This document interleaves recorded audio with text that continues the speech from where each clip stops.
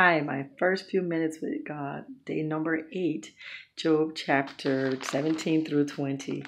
So we see that Job continues to defend himself. He says his spirit is crushed. He's surrounded by mockers, bitterly taunting him. And he tells them, well, actually tells God that he must defend his innocence. He says, you have closed their minds from understanding. He says, don't let them triumph. God has made a mockery of him. That's what he feels. He feels like God has made a mockery of him. He says, they spit in his face. He says his eyes are swollen from weeping. And he says, but the righteous keep moving forward.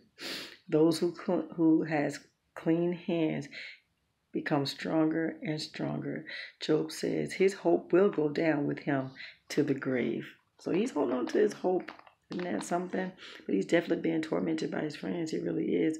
But don't forget, Satan is using his friends to get Job to curse him. They don't realize they're being used, though. Isn't that something? So we need to be aware of ourselves, because we still have control on whether or not we're going to go this direction or that.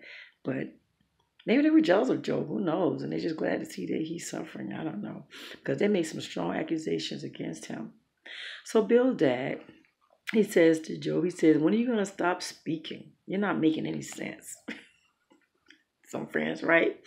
So Job, do you think we are stupid? Isn't that something? So he continues talking to Job about the wicked, what happens to them, their schemes, the traps that grab them, the snares that hold them, the terror surrounding them, and how disease eats their skin, their flesh. And y'all know Job is going through this boil, right? So it's like he's just poking at Job, right? And he says their homes burned down. They have no children or grandchildren. Job lost last one of his children. Seriously? Job asked his quote unquote friends, how long will you torture me? They're crushing him with the words he says. He tells them, you should be ashamed. And he says, even if I had sinned, what business is that of yours? That's none of your concern. It's true, though. It's between him and God. And he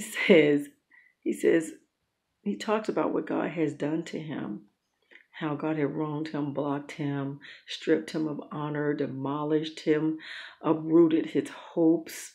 Isn't that something? He says God's fury is against him. Relatives stay far away, friends, they've turned against him. Family, he says, my family is gone. Yeah, he says close friends have forgotten him. And he says his servants, his maids, they treat him as a stranger. He said he calls them and they don't come. He has to plead with them. He says his breath repulses his wife, rejected by other family. And he asks his friends to have mercy. I agree. They need to have mercy on Job, seriously. And so he says, must you also persecute me? That's what he asks his friends. Must you also persecute me, all this I'm going through? And Job says, I know that my Redeemer lives. I will see him for myself. And he tells his friends, you should fear punishment for your attitude. God is no respecter of person. They think they're safe. God is not like that, what they're doing. I'm telling you right now. Our God is a fair God. So Zophar, he claims that he has to endure Job's insults. Job has not insulted them, not once. He's basically defending himself why they persecute him. And so far, they're making it about them seriously. So then he talks about the reward that God gives to the wicked. So he goes through a lot of that. But guys, there you have it. Job and his suffering. Isn't that something? That's day number 8, guys. Job chapter 17 through 20. You have a God-filled blessed day.